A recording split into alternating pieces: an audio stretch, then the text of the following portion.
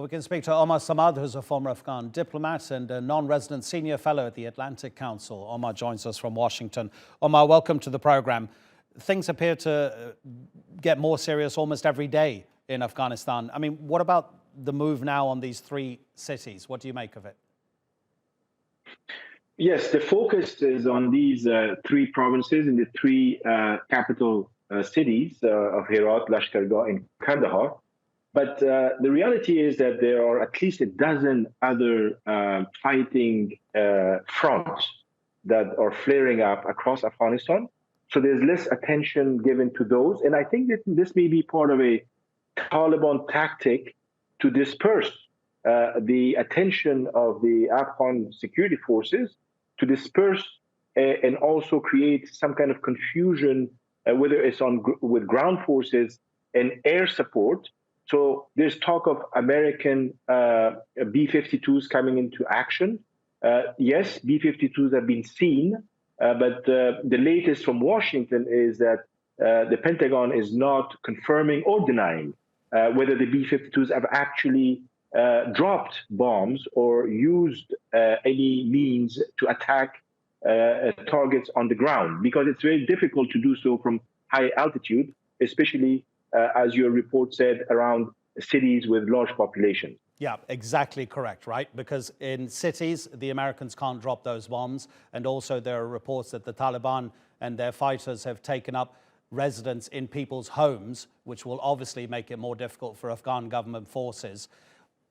What strategic values does control of these cities have? I mean, in terms of being able to disperse their influence further away from those capital cities in those particular provinces. I mean, you're saying almost, I'm kind of reading between the lines of what you're saying, that it's almost like a distraction tactic that the Taliban is advancing in these three cities. It could be, but the bigger question is whether the Taliban have changed their strategy of holding back and not attacking capital cities and provincial capitals, versus now changing their means and actually going after provincial capitals.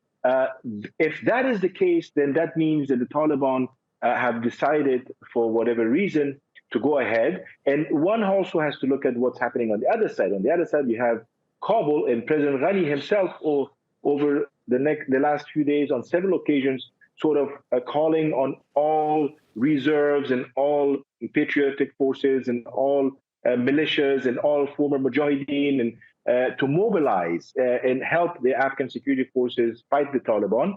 Some have, some haven't. We still see a lot of desertions on the part of the Afghan army. So it's a very confused state, because Mr. Ghani on one hand speaks about peace, but on the other hand, he's asking the Afghan population to defend his government. Omar, do you think that the Afghan government forces on their own can do this, or will they continue to need external assistance? Last week, a senior delegation of Afghan MPs were virtually having conversations with members of the US Congress.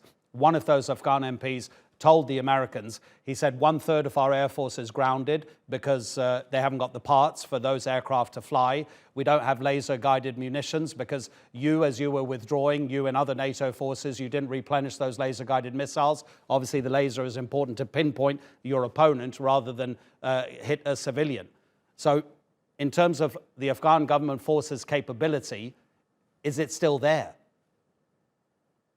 It's diminished. It's diminished. We've seen in the past 2 to 3 months how much territory they've lost.